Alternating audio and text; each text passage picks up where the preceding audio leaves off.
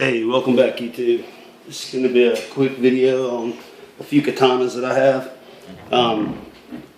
One of them is more authentic than the other two, handmade. This is the Ryuman Shogun katana, and it's got the Damascus. The hamon doesn't really show up because I messed up and grinded it pretty bad with a pull-through sharpener before I got the work sharp. I know Israel from We All Juggled Knives kind of said he wouldn't recommend sharpening a katana, neither do I, but I didn't spend $1,000 on this or more. It's not like a Paul Chin or whatever, especially not, custom from Japan. But anyway, as you can see, the edge, it went from looking serrated and jagged to a lot better. I don't know if this is picking up very well, but this is my favorite sword. There's not a whole lot to say about it. It's about 3 pounds. The Suba and the Suka and all that's supposed to be original. It has a cotton ito, if I'm saying that right. It's not silk, but this ran me about $375 plus shipping, and I bought this, God, 6 or 7 years ago. But this is what the work sharp did to correct the edge. And I wish you could have seen it before, but I do have another sword that's not quite the quality of this one. Not that this one's really expensive or anything, but this one is one of them that I just ordered off TrueSwords.com. It's off of the Last Samurai movie. But you can see the edge is a little different. And on this one, it's not folded still. And I don't think it was heat. If it was heat treated, it was lightly heat treated. They're good for busting bottles, But as you can see, the edge compared to the other one. And I'm thinking about going ahead and getting my stuff out and doing it in front of you just to show you kind of how it works, the before and after on it. I think that on a cheaper sword, it's not going to matter. It just makes a big mess of black dust on the table. So I'll put a towel down and we'll go from there.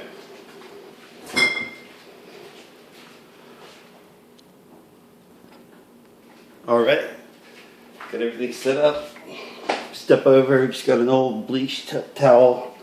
Got a mask over my face, especially when you do high carbon steel swords.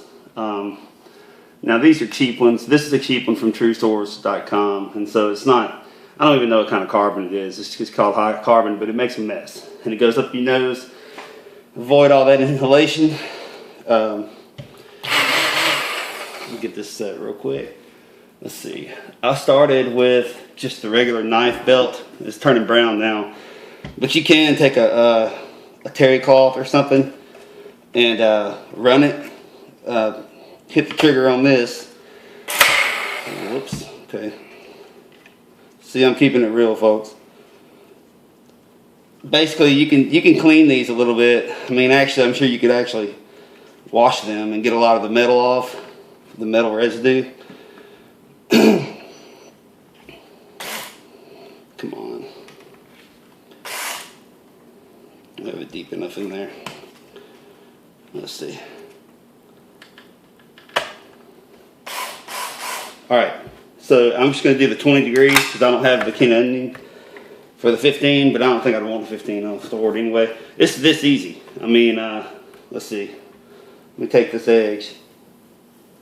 Try to wipe it off a little. I mean, it's alright.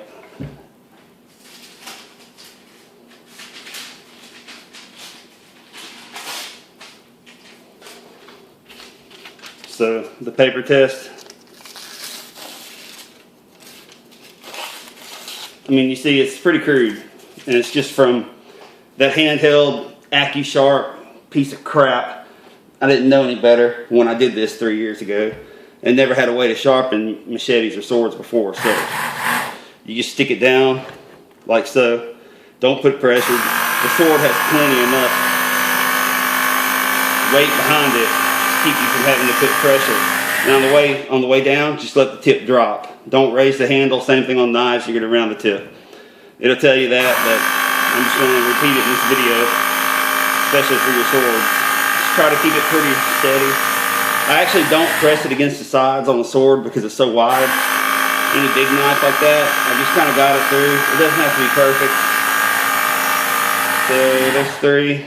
And you want to do it 1 second for every 2 inches.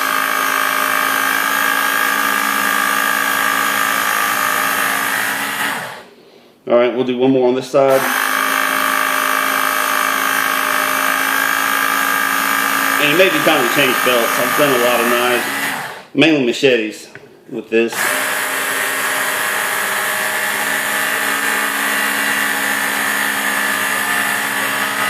But man, I mean, or excuse me, ladies and gentlemen, it really, see, I haven't even got the burrs off yet. I haven't put it on the fine belt, the 6,000 grit. I forgot which one this one is. And people have said things like, you know, jumping between the grit on the green one to the red one. I forgot exactly what they are. Then to the 6,000 is too big of a jump. It works fine for me. Works fine for all my stuff. And the edge actually lasts. Now I haven't tested my swords yet. I guess I should have, and you'll see some sparks being thrown. I don't know if I can get this just right to where I'm not going to hit the camera to show you. See how the sparks already got thrown off. I had actually pulled this through a ceramic sharpening system. Whoops. After I screwed up the edge, it was just one of those pull-through hand sharpeners, cheapos. But I guess it got a lot of the burrs off that I thought I had. And I'm still getting some sparks flying. I don't know if that light is going to impede your vision there. There goes some sparks. Just let it drop down. Okay. So there's one side. I don't know if it's picking up. Here's the other. And I will delete this and make a new one if it doesn't pick up right. But this is just, I was just so impressed with it that I just wanted to show y'all. I'm gonna go a few more times with that belt, and I'll come back to you with the other one. Okay, we're back. I have not started on the other sharpener yet, which I will. I will wipe this down with oil when I'm finished. Let's see if I can get this to pick up. Right there.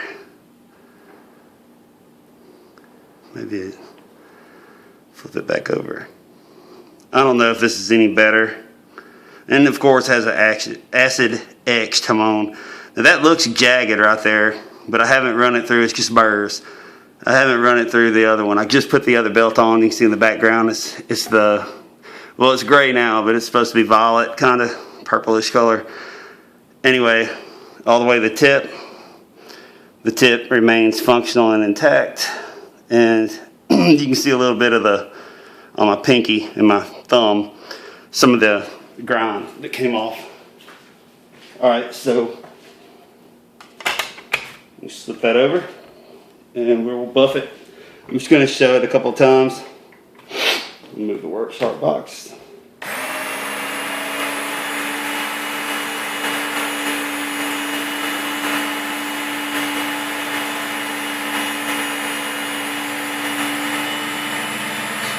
Just let that fall down. Let that tip just fall. Now, the 6,000 grit is not going to throw sparks. At least it never has for me. It's strictly just buffing out the burrs.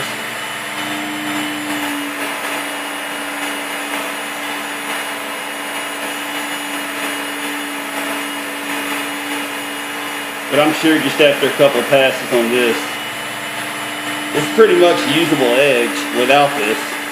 For me anyway. It's enough to hack off and trigger's on, so.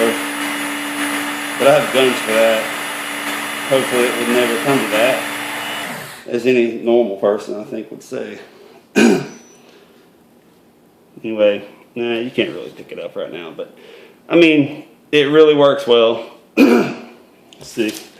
After a few passes. Now this is weak notebook paper. This is one of those mini notebooks. And as you can see, that's a much better, much quicker, finer cut. I mean, if I could find better normal paper, let's see.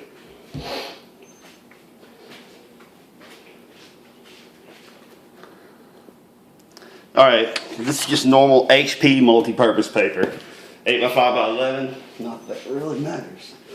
But anyway, people say, oh, you shouldn't cut paper and all this. Well, you can sharpen it back, who cares? Yeah, it's a byproduct of wood. There you go. I mean, and that's how many times I passed it through the fine to get the burrs off. See, there's a little bit of burr right there in the middle. Probably where I chopped the most. We had so many milk jugs like nerds back in the day. Me and some of my friends used to have a UFC night in my house, my old house, and yeah, it needs a little bit from on the main cutting edge. I still need to pass through some more, but anyway, there's another really good sword that is affordable. This one runs about $100. This came, I think, from True Swords too, and it's factory. Hamon and everything, but this one I never pulled the grinder through, and the little bit of specks you see on the blade is just from the scabbard being inside of the saya, and this is actually a hard plastic. I don't even know if it's polypropylene. I doubt it, but anyway, this one, I mean, this is just one that you can see that more or less factory. It's chopped through some things, but I've never tried to sharpen it, so yeah, I actually had one of these bend. I forget which one, and they bend back to true. I mean, you may have a little warp. I mean, just like a 2-degree warp in them. I think it was this one, but it's really, really hard to tell. Anyway, so that's it. Thanks for watching. Subscribe if you like. Let me know if you want me to do anything different.